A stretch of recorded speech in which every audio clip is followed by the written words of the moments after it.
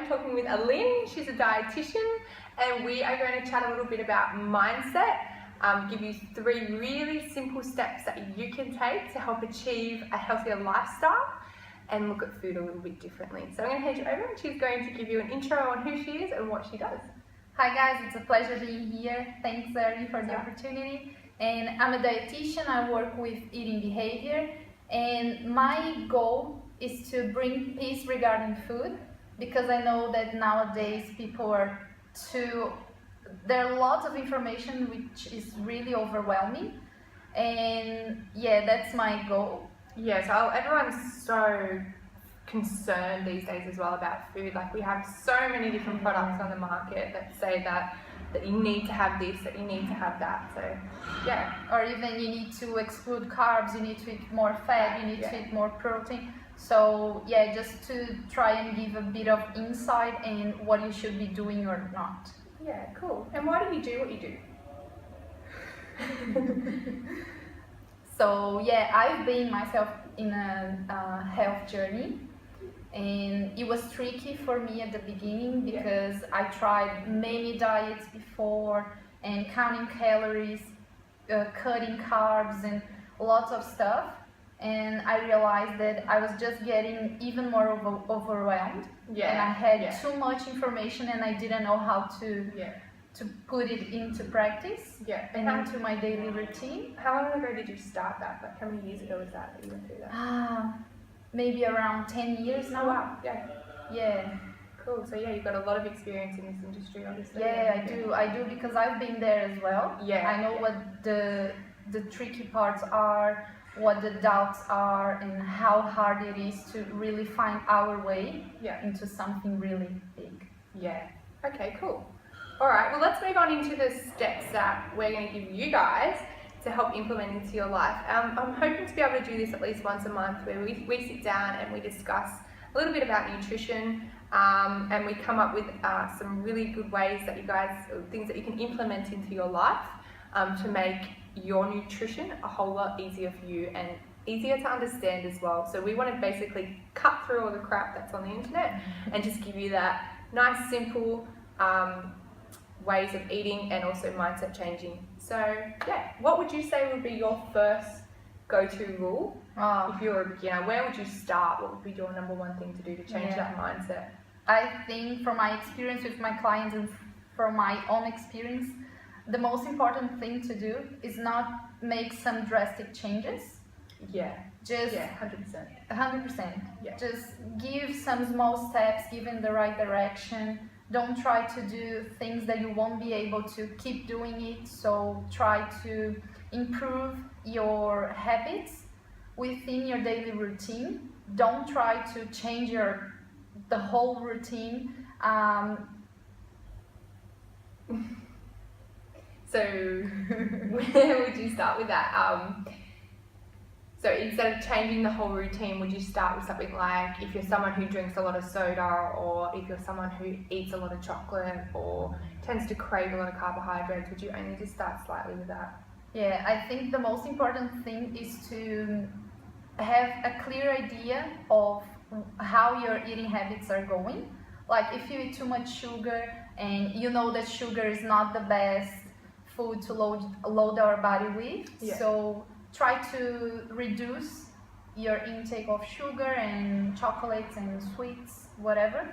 And what would you say is the best way that you found personally in doing that? Well, the best way was to optimizing my main meals. So I didn't have the need to snack all the time. Right, okay. And I didn't have much cravings. And was there any particular food that you kind of swapped to stop the cravings, or foods that you added in to stop the cravings? Or I started eating more veggies.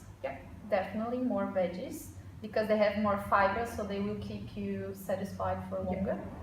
And also, that's a bit cheeky, but I really like to do when I'm craving is mashed banana with some I've peanut seen butter that on your Instagram. and it's But that's so still good. delicious. It's like it's healthy food, it's healthy carbohydrates plus your peanut butter's got your healthy fats in it as well. Exactly. Unless you get the cheap stuff, don't buy the cheap stuff. Yeah. Get the natural low sugar, no sugar. That's the best peanut butter you can get. Yes.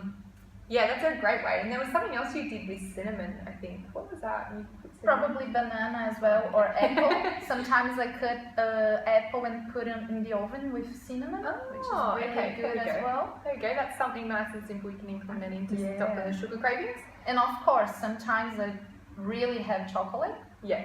But I try to go for the 70% cocoa or a better choice of chocolate. Yeah. So it's okay to eat sugar, just not every day, every meal, every product you have. So try and slowly phase it out rather than changing it drastically so you don't crash and want to go back to that sugar.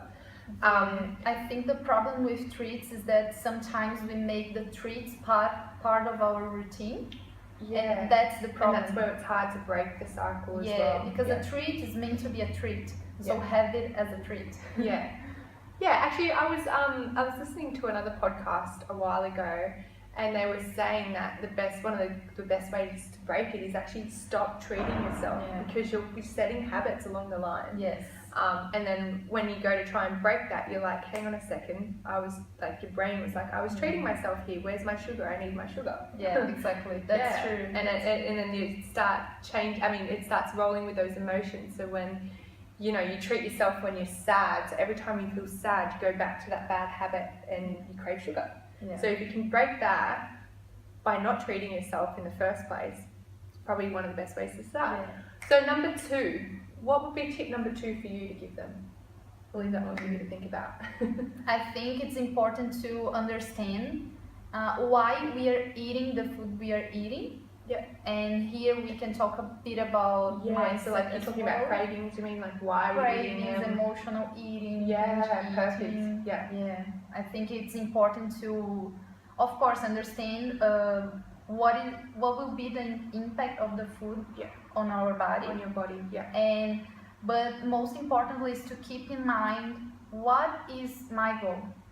Yes. What should I be doing? Yeah. Because humans are really lazy and we want results, but we don't want to. We don't want to work for them. No, we don't want to. We want everything to be in front of us. Magically there. So always keep in mind why you're doing that. Yeah. Why do you want to change it? Why? Yeah. And why are you eating sugar? Is it because you're bored? Is it because you're frustrated? Did you have a bad day at work? Yeah. Does it come back to that? Are you treating a bad habit again? Yeah. Yeah. Cool. That's awesome. So always keep in mind, so tip number 2, always keep in mind why you're eating. Yeah. Yeah, awesome. And would you be able to give anything to help break that, to change that behaviour a little bit? Yeah, I think when we focus on doing other things that make us feel good, it's an important step. For me, I discovered that running, it was a good... I see that, you like running. I really like running. I'm not a professional. I just run like 5Ks, but I really enjoy it. And do another activities instead of eating that will give you pleasure, will make you feel good. Sometimes I like reading as well, listening to music. Yeah. Getting productive to take the mind off the boredom, and I find as well. When I was younger, I was really heavy into like the junk food, and then I started to change that, and I used to drink a lot of soft drink, and I never used to drink any water. And I think one of the biggest things for me with binge eating, because I was like a binge eater when it came to being bored, wasn't an emotional eater. I was a bored eater, and if I wasn't productive enough, I would just be like, oh, give me the food. I found drinking more water was 100% a great place to start. And also, like I said before, veggies, but fats, adding more fats into my diet, because I realised like I didn't have anything to do with fat in my diet, and then when I added that in, all the cravings went away, and I stopped a good chunk of that binge eating when I added all that in. It's about the balance between all the macronutrients and everything. Just to clarify, so like a macro, if you don't know, it's your base nutrients. So you've got your carbs, your fats, your protein, water, and your fiber, which is your macros, and then your micros, all your vitamins and minerals underneath, the ones that a lot of people don't put enough emphasis on, because we put so much on a carbohydrate, which, and a fat, things like that. So you need to put more emphasis on those little ones as well. Yeah, that's true. All right, let's move on to the last tip. What is your last tip to give everyone?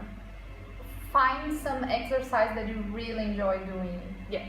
That you look forward to it, because many people ask me, oh, should I start doing CrossFit or should I start running? And my answer is, do you like running? Do you like doing CrossFit? I'm personally, I'm not a runner. So Yeah. I lift weights. She's a runner, so she runs. Yeah. And I'm 100% on that one. You can't fit in with everything when it comes to exercise.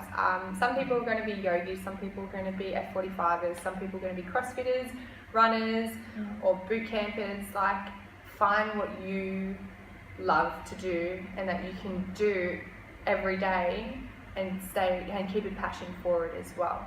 Yeah, I think it's important to change our mindset regarding exercise, because most of the time we think about exercising as a punishment for what we eat. And it shouldn't be, should it? Yeah, exactly. So exercising should be pleasurable, and you should be enjoying it. You should be love doing it.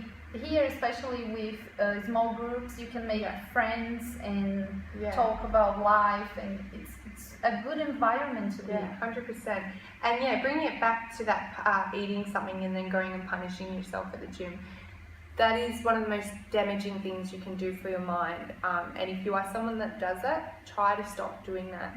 If you eat chocolate, don't go and spend an hour at the gym. It's not going to do you any good mentally. It's fine to have your chocolate. If you're eating it, your body obviously needs some sort of a mineral. So try and figure out what you need rather than punish yourself. So usually I think it's magnesium, is it, that you crave, or that your body's telling you to have if you're really craving heaps of chocolate. What are other ones? So I find if I don't... deficiencies? Deficiencies. So a lot of the time, if I haven't had like enough nuts or something in my diet, I'll crave bread, and I'm not a bread eater that much. You just got to figure out why you're craving what you're craving, rather than going, oh, I'm going to eat it all, binge eat it, and then now I've got to go punish myself at the gym. Just sit down and go, no, it's okay to eat that, and then take a step back and have a look at it. Also, you find out that when you're really craving for something, I'm indulging it and I'm eating chocolate now. You find out that you end up eating less than when you're restricting yourself so much. I think it's that mindset thing. You know, when you say, okay, I'm going to diet, you're like, crap, I want to have a burger, or I need to eat that block of chocolate, because you've told yourself you're going on a diet. Don't diet, just eat. So I think it's this relationship with food that it needs more attention, and we need to be more aware of what we are eating, but at the same time, why we are eating and what we can do to improve it. Like, can I change the chocolate for a carrot stick, for example? I know that doesn't sound good. If you're okay you're probably with that. They're going, what? No. But once you get over that mental stage of needing that chocolate, carrots are amazing. And also, it's a matter of getting our taste buds used to the flavor of real food. Because we are used to salt, fat, we're used to that standard American diet, which is heavy on the carbohydrates, heavy on the salt. And the problem with diets is the excess. Like, carbohydrates are not a problem, but they are the problem when they are in excess. Same as fat, protein, everything. If so you have too much protein, you're going to put weight on. Exactly. But but true. It is. And it's just finding that balance of what you want and what your body needs in regards with exercise as well. So, and another important thing is to get to know your body. Get to know what it needs, what it's trying to tell you. It's so important, because when you don't recognize anymore hunger or satisfied cues, we get a bit lost. And I think For people who have an excessive amount of salt in their diet, an excessive amount of carbohydrates in their diet, your hunger signals are all mixed up and you can't actually differentiate that with needing to drink water. Yeah. So a lot of the time your body's going to say, I need food, but it's actually your body saying, help me, I need water. But your signals are so confused from being overloaded with salt and carbohydrates that it's trying to say water, but it's saying food instead. Yeah, It sounds weird, but I think we are so used to our fast-paced lives nowadays that we don't really have time to see what we want, what we need. Yeah. We are not our number one priority anymore. No, so many people lack that realization that you need to look after yourself, And first, exactly, because it's the most altruistic act we can do. It's look after ourselves, and then we can improve our productivity at work or take care of our family as well and friends. If you don't look after yourself, you won't have energy. You won't have anything. Yeah, exactly. All right, we're going to wrap it up there. So hopefully next month I'm going to sit down with Alin again and we're going to chat a little bit more on nutrition, and we're going to give you a couple more steps and maybe go through something along the lines of the paleo diet or the low carbohydrate or the keto diet or high carbohydrate diet, and just give you some insight on something like that. So make sure you subscribe. Also head along to Alin's Instagram page. It is A Merlin _dietitian. We can put on the we'll put a little link up, or it'll be in the description. So you can shoot her a follow over on Instagram, hit subscribe to make sure you don't miss out on the upcoming Young Minds Unleashed videos, and you can also follow me on @BB Women's Wellness on Instagram. Alright guys, have a lovely week. Thank you, see ya.